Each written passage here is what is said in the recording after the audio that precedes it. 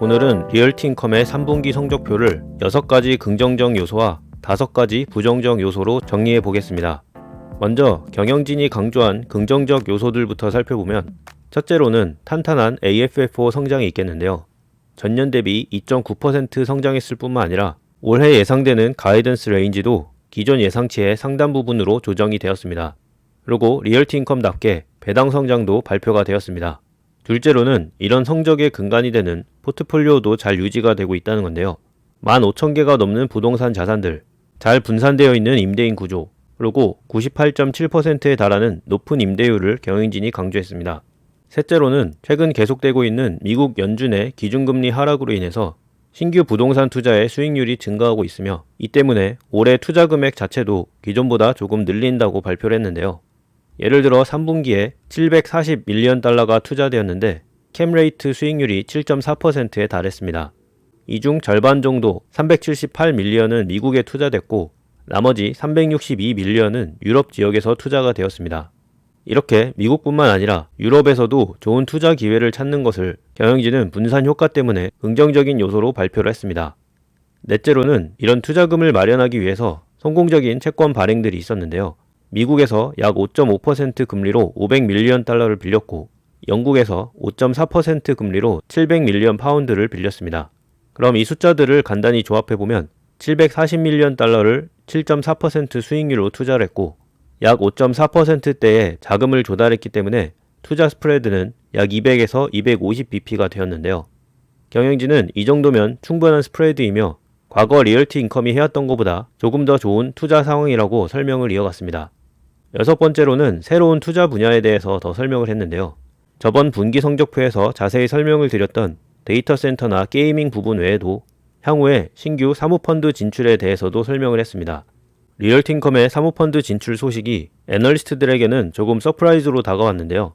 먼저 경영진은 3가지 장점을 강조했습니다.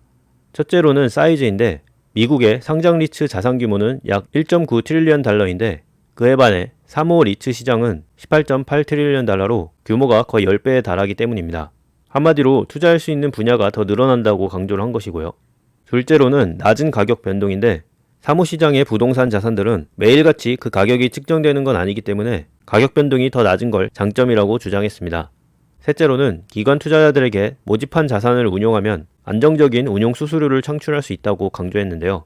특히나 이런 3가지 장점을 누리기 위해서 리얼티인컴이 추가적으로 공격적 투자를 해야 되는 게 아니라 이미 현재 함께 일하고 있는 465명의 직원들만으로도 충분한 영업 레버리지 효과를 낼 수 있다고 주장했습니다. 그럼 이번엔 이런 경영진의 주장들을 부정적으로 바라본 리스크 요인들을 한번 보겠습니다. 첫째로 3분기 성적 발표 이후에 주가 하락을 주도한 건 시장의 기대치보다 하회한 성적표 때문인데요. 여기 보이듯 회계적 이익이 시장의 기대치보다 낮았고 이건 이번 분기만 그런 게 아니라 최근에 이런 트렌드가 조금 이어지는 걸 볼 수 있기 때문에 주주 입장에서는 이 내용을 더 자세히 보는 게 필요해 보입니다. 이런 시장 기대치 하회의 핵심은 임차인 이슈인데요.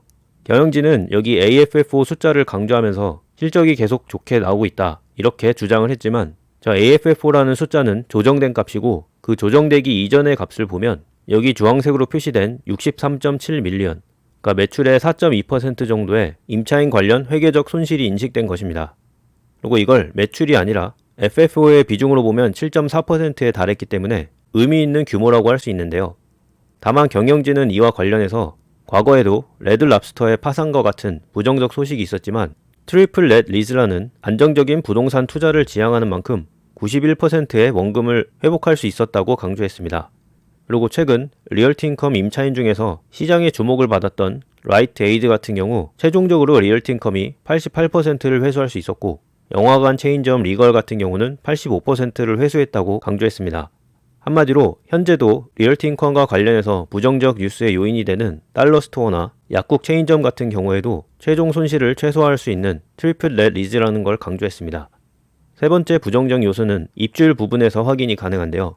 예를 들어 경영진이 제공하는 이 표만 보면 가장 최근에도 98.7%에 달하는 매우 높은 입주율이라고 확인을 할 수 있지만 이번 3분기에 92개의 부동산 매각이 있었다고 밝혔는데 이 중 3분의 1이 넘는 게 공실과 연관이 있었다는 발표가 나온 겁니다.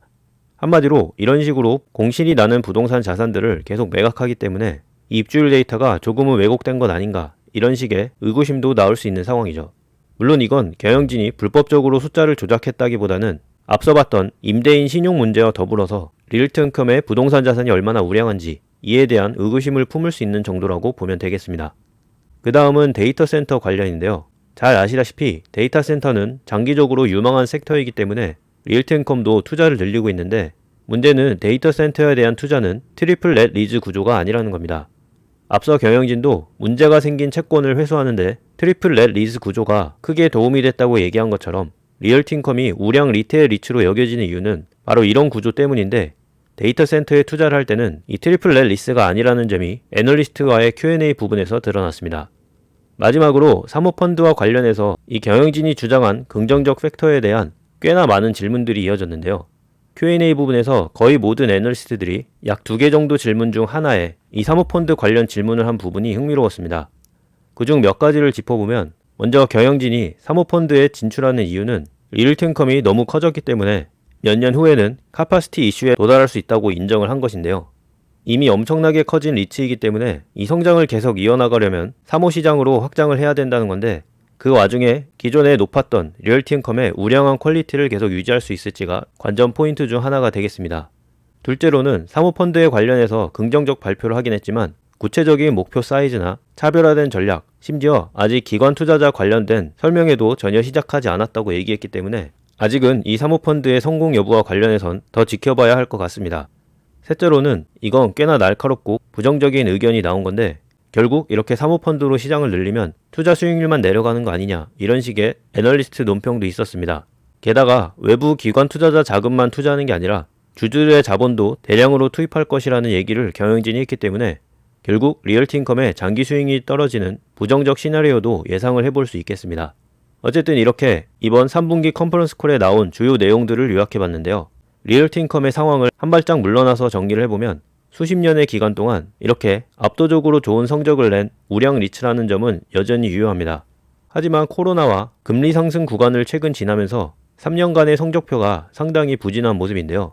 저도 오랜 기간 리얼트인컴을 분석해왔지만 이 종목에 절대 투자를 하면 안 된다 이런 식의 의견은 아니지만 리얼트인컴에 내재되어 있는 리스크를 잘 이해하고 여기에 집중 투자하기보다는 다양한 배당 종목 중 하나로 분산 투자 정도로 고려하는 게 현명해 보인다는 생각입니다.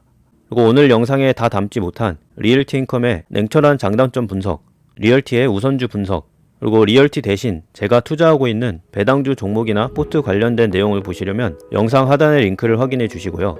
그리고 이번 3분기 어닝스 시즌이 정리되면 기존처럼 글로벌 배당주 및 미국 리츠 분석을 다시 시작할 예정입니다. 댓글로 분석 요청을 남겨주시면 우선순위에 참고를 하도록 하겠습니다. 오늘도 시청해주셔서 감사합니다.